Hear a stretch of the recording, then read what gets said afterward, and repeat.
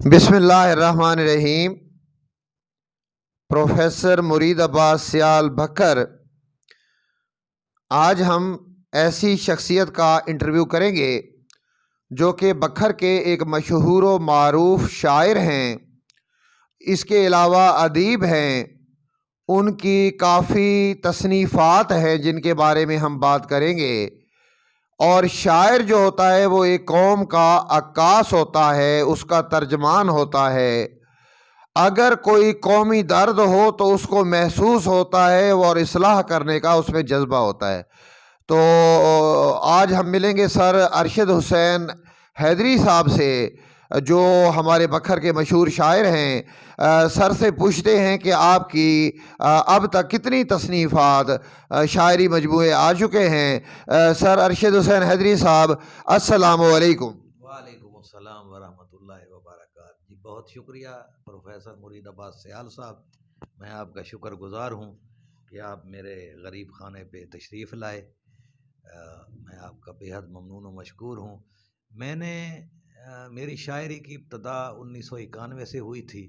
اس وقت میں 8ویں جماعت کا طالب علم تھا، تو میں نے لکھانا شروع کیا۔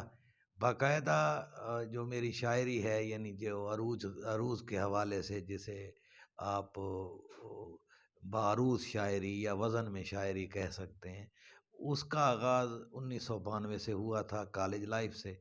تو اس کے بعد 92 سے میں لکھتا رہا۔ کالج کے حوالے سے گورنمنٹ کالج بکھر کی طرف سے میں نے متعدد دوسرے بین الاضلاعی اور بین الکلیاتی جو مقابلہ جات ہیں ان میں اپنے کالج کی نمائندگی کی۔ 2000 بلکہ 1996-97 میں لاہور چلا گیا، وہاں کچھ اخبارات میں، رسائل میں، جرائد میں کام کرتا رہا۔ تو وہاں میرا پہلا شعری مجموعہ چلو اب مان بھی جاؤ کے نام سے شائع ہوا فروری 2001 میں، جس کے اب تک الحمدللہ 4 ایڈیشنز آ چکے ہیں۔ جبکہ جو میرا دوسرا شعری مجموعہ ہے وہ مجھے دھڑکنوں میں بحال کر کے نام سے 2013 میں پہلی بار شائع ہوا، اور پھر اس کو 2019 میں دوبارہ شائع کروایا گیا۔ ماشاءاللہ سر، آپ ایک بہت ہی بکھر کی مایہ ناز شخصیت ہیں۔ سر آپ سے ایک تھوڑا سا سوشل سوال ہے کہ آپ کی جو میرج ہے وہ لو میرج ہوئی ہے یا نہیں، اور آپ کے بچے کتنے ہیں؟ یہ لو ارینج کا کوئی چکر نہیں ہوتا جی، جہاں نصیب ہوتا ہے جوڑے آسمانوں پر بنتے ہیں، جس کے ساتھ اللہ کریم کی ذات جوڑا بنا دیتی ہے وہی جوڑا بن جاتا ہے۔ قرآن مجید سے بھی یہ بات ثابت ہے کہ اللہ پاک فرماتا ہے کہ ہم نے انسانوں کے جوڑے بنائے ہیں، اور جوڑوں کے حوالے سے جو بات ہوتی ہے وہ انسان کے اپنے اختیار کی بات نہیں ہوتی۔ جس کے ساتھ سنجوگ ہوتا ہے وہ لکھ دیا جاتا ہے پہلے سے ہی لوح محفوظ پر، اور اسی کے ساتھ ہی زندگی گزرتی ہے۔ الحمدللہ جی میرے 4 بیٹے ہیں۔ میرا بڑا بیٹا محمد انیس الحسنین، اس سے چھوٹا محمد وجیع الحسنین، اس سے چھوٹا محمد شجیع الحسنین، اس سے چھوٹا محمد علی الحسنین۔ میرا جو بڑا بیٹا ہے ماشاءاللہ وہ 9th کلاس میں پڑھتا ہے، اور اس سے چھوٹا 7ویں میں، اس سے چھوٹا 3ری میں پڑھتا ہے، اور سب سے چھوٹا جو ہے وہ 1 کلاس میں پڑھتا ہے۔ ماشاءاللہ بہت اچھی بات ہے۔ آپ خوش قسمت انسان ہیں، اللہ پاک نے آپ کو 4 بیٹوں سے نوازا ہے۔ تو اس کے ساتھ ایک سوال ہے کہ کیا آپ کسی پولیٹیکل پارٹی بکھر سے منسلک ہیں یا نہیں ہیں؟ جی بات یہ ہے کہ میری تو ساری زندگی اسی دشت کی سیاحی میں گزری ہے۔ میرا جو تعلق ہے وہ بنیادی طور پہ جو میرا گھر ہے، میرے چچا مرحوم الحاج کرم الہی خان بھٹی، وہ ان کا شمار پیپلز پارٹی کے بانی کارکنان میں ہوتا تھا، اور انہوں نے انتہائی نوجوانی لڑکپن کے ادوار میں، اپنے دورے لڑکپن میں ہی پیپلز پارٹی میں شمولیت اختیار کی تھی، اور ساری زندگی وہ پیپلز پارٹی کے ہی رہے۔ وہ ضلعی عہدیدار بھی رہے، اور پیپلز پارٹی میں انہوں نے کافی فعال کردار ادا کیا۔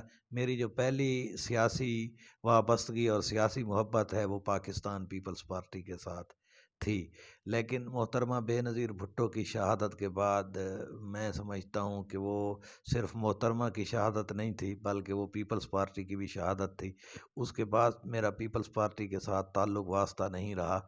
تاہم 2002 کا جو الیکشن تھا اس سے پہلے بکھر میں مقامی سطح پہ جو پیپلز پارٹی کے ضلعی صدر تھے ملک نذیر احمد اترا، انہوں نے نوانیوں کے ساتھ مل کے نوانی عوامی محاذ بنایا تھا۔ تو میں نوانی عوامی محاذ کا بانی کارکن ہوں اور سب سے کم سن ترین کارکن ہوں۔ 1991 میں صرف 13 سال کا تھا جب میں نے نوانی عوامی محاذ کے پلیٹ فارم سے باقاعدہ بطور مقرر اور سٹیج سیکرٹری اپنے سیاسی کیریئر کا آغاز کیا تھا۔ بعد میں مقامی سطح پہ میری وابستگی نوانی گروپ سے رہی اور وفاقی سطح پہ میں پاکستان پیپلز پارٹی کے ساتھ رہا، عہدیدار بھی رہا پیپل یوتھ آرگنائزیشن کا۔ 2001-2 کے الیکشن میں جب چودھری شجاعت حسین نے بکھر سے الیکشن لڑنے کا فیصلہ کیا تو اس دھرتی کا فرزند ہونے کی حیثیت سے اور ڈاکٹر محمد افضل خان ڈھانڈلہ صاحب کے ساتھ کچھ ذاتی تعلق کی وجہ سے میں نے جو ہے وہ اپنے سیاسی گروپ نوانی عوامی محاذ کو بھی خیر آباد کہا اور اپنی پیپلز پارٹی کا امیدوار تھا اس وقت، اسے بھی میں نے سائیڈ پہ کیا اور ڈاکٹر افضل کے پلیٹ فارم پہ آ گیا۔ تو وہاں سے میری ڈاکٹر افضل کے ساتھ وابستگی شروع ہوئی۔ ڈاکٹر افضل کو میں نے بہت قریب سے دیکھا اور جو ان کے قریب ہوتا گیا ان کے ساتھ میری جو جڑت ہے وہ مزید سے مزید مضبوط ہوتی گئی۔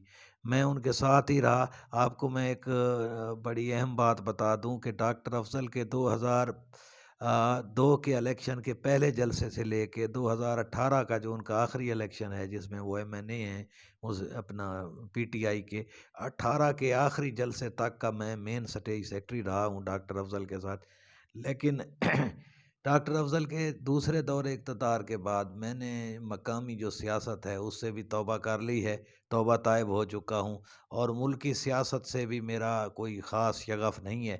عمران خان کو بطور ووٹر میں نے ووٹ دیا تھا لیکن میں نے PTI میں کوئی شمولیت اختیار نہیں کی۔ ڈاکٹر افضل کے ساتھ رہا تو میں نے مسلم لیگ نون میں کوئی شمولیت اختیار نہیں کی۔ میری سیاسی وابستگی بطور کارکن وہ ایک ہی سیاسی جماعت سے رہی، پاکستان پیپلز پارٹی سے، اور پیپلز پارٹی سے نکلنے کے بعد یا چھوڑ دینے کے بعد یا تارک الپیپلز پارٹی ہو جانے کے بعد میں نے کسی جماعت میں شمولیت اختیار نہیں کی۔ آج کل جو ہے وہ میری جو وابستگی ہے وہ اپنی تھال رائٹس موومنٹ کے ساتھ ہے جو کہ میں نے 2000 تقریباً 10-11 میں اس کی بنیاد رکھی تھی اور اب وہ جو ہے الحمدللہ اس کی جو شاخیں ہیں وہ تھل دھرتی کے جو 5 اضلاع ہیں اس میں موجود ہیں، میاں والی، خوشاب، بکھر، لیا، مظفر گڑھ اور 18 ہزاری میں اس کے عہدیدار اور اس کے ذمہ دار موجود ہیں۔ اور تھال رائٹس موومنٹ میں اپنی دھرتی تھال دھرتی کے لیے ہی آج کل آواز بلند کر رہا ہوں اور انشاءاللہ میں مرتے دم تک اب اپنی دھرتی کے لیے ہی آواز بلند کروں گا۔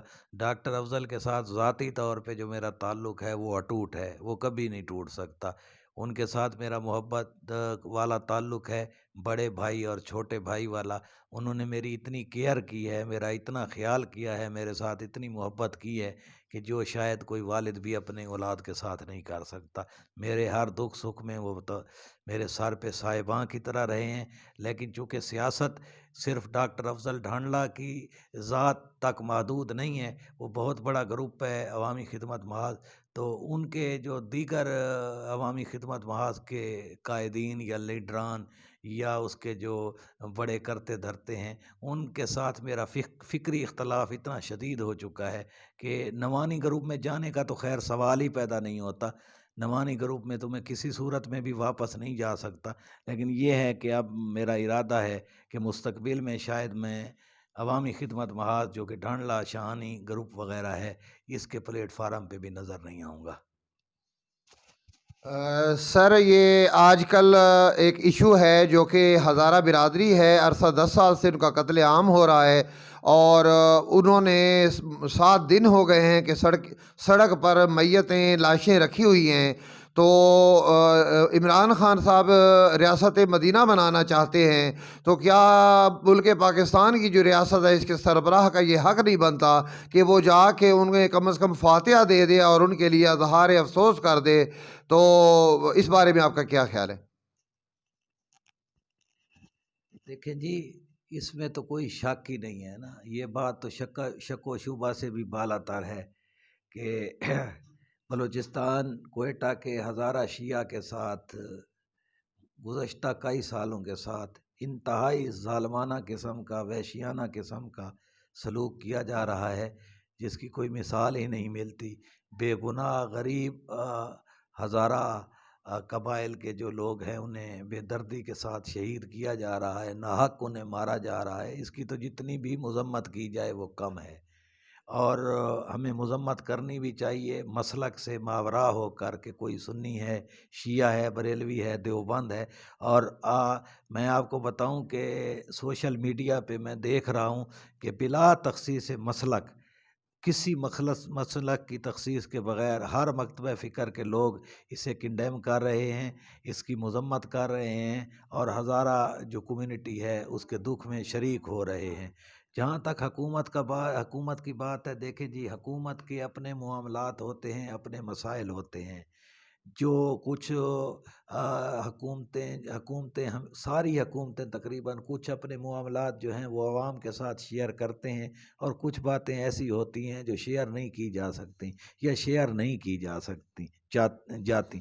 تو میں یہ سمجھتا ہوں کہ بحیثیت وزیر اعظم پاکستان عمران خان صاحب کو جو ہے وہ کوئٹہ جانا چاہیے تھا، اور کم از کم وہاں جا کے ان لوگوں کو پرسہ دینا چاہیے تھا، اور ان لوگوں کی ڈھارس بندھانی چاہیے تھی، کیونکہ وہ ملک کے سربراہ ہیں، حاکم وقت ہیں۔ حاکم وقت کا کردار ریاست میں باپ کی طرح ہوتا ہے، تو اسے جو ہے نا، باپ کو جو ہے وہ لازمی طور پہ اپنا کردار ادا کرنا پڑتا ہے۔ تو عمران خان کو چاہیے تھا کہ وہ کوئٹہ پہلی فرصت میں ہی کوئٹہ جاتے۔ یہ تو اب 7 دنوں کی بات ہو گئی ہے، وہ تو انہیں تو چاہیے تھا کہ وہ فی الفور جاتے، لیکن پتہ نہیں کیا ایشو ہے، واللہ عالم بالصواب، کیا ہے جس کی پردہ داری ہے۔ تو میں تو یہ سمجھتا ہوں کہ ہزارہ کمیونٹی کے ساتھ بہت بڑا ظلم ہوا ہے، جس کی ہر کوئی مذمت کر رہا ہے، کرنی بھی چاہیے، اور وزیر اعظم پاکستان کو بھی اپوزیشن رہنماؤں کی طرح کوئٹہ جانا چاہیے تھا۔ ماشاءاللہ، بہت شکریہ، آپ کو بہت ٹائم لے لیا ہے، آپ کا ٹائم بہت قیمتی ہے۔ آپ کا کلام جو ہے، یا اگر یہ ظلم و ستم کے بارے میں ہو، یا دہشت گردی کے بارے میں، یا کوئی مختصر سا قطعہ آپ سنانا چاہیں تو زیادہ وقت نہیں لیتے آپ کا، تو اس بارے میں آپ چند اشعار جو ہیں وہ ہمیں مرحمت فرمائیں، تاکہ ہمیں جو تازگی محسوس ہوتی ہے ارشد حسین بھٹی حیدری کے کلام سے، وہ محسوس ہو۔